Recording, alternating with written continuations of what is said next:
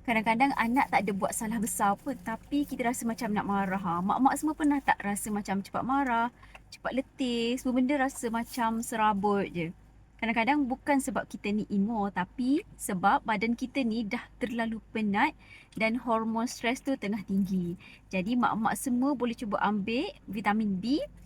Dia boleh bantu untuk kawal kita punya sistem saraf dan juga emosi. Vitamin B ni dia boleh bantu tubuh kita hasilkan hormon gembira macam serotonin dan juga dopamin. Yang ni dua hormon ni dia penting untuk buat kita rasa tenang dan juga fokus.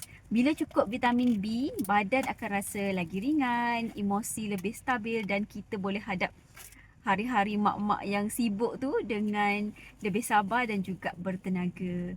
Kita selalu nak jaga semua orang kan, tapi jangan lupa kita mak-mak pun perlukan nutrisi untuk jaga diri kita sendiri.